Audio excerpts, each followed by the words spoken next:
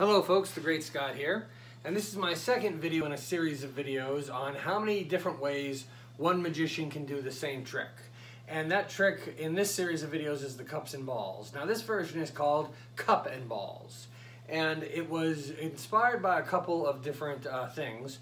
First of all, there's a magician named Paul Gertner who performs at a hotel on the North Shore here in Boston, in the Boston area, and I saw him do this great trick with a fedora style hat and some dice, and it was great. But I noticed that a lot of the things that he was doing were kind of like the cups and ball routine, but what was different was everything was appearing under the hat. And this gave me an idea, because one of the pitfalls of doing the cups and ball version that I showed you before with the 3 cups and the balls is if you're doing walk around at like a restaurant or whatever, back when restaurants were open, it was very hard to carry all the cups together.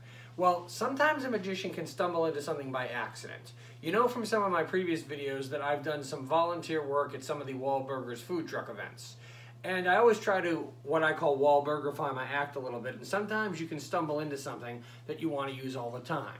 They sell this cup right here at their Wahlburgers locations. Notice it doesn't have their logo on it, it does say Go Wall Out on it. And the best part about it is you can hook it, because it has a handle, you can hook it to your belt and keep it underneath your coat. And I thought to myself, you know what, if Paul Gertner can use a hat for a cups and ball style routine, then I could use just 1 cup for a cups and ball routine. So the one thing that is the same about this is the fact that we have 1, 2, 3 little baseballs, but this time only 1 cup. So how do you do the cups and balls with only 1 cup? Well, it's a lot of the same moves, but it basically goes like this. You take this ball right here, you put it into the hand, you put the wand straight through it, goes right underneath the cup, just like that. Let me do that for you again. This ball goes into the hand, you put the wand straight through it. Now we have 2 balls underneath the cup. See? 1, 2.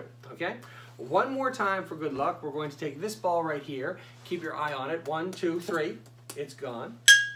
And there is all 3 balls right underneath the cup. Now, the interesting thing is that I also like to tell people that sometimes you don't have to be as complicated with the wand. Like for example, I could keep the wand out of this. If I put this ball away and give the cup a little tap, the ball comes right back. See that? Let me do that again. I take this ball, I put it away, I give the cup a tap, ball comes right back. See that? One more time for good luck. You put this ball away right here, give the cup a tap, ball comes right back just as I said. So 3 balls and only 1 cup this time. But if I put all 3 balls away, I think what you're going to see happen is kind of interesting. Some people at this point think that all 3 balls will be underneath the cup, not realizing that what's there is actually just going to be this 1 ball. And if you're not a baseball fan, then let me recommend a football instead. And that's how you do cups and balls with only 1 cup. Thank you very much.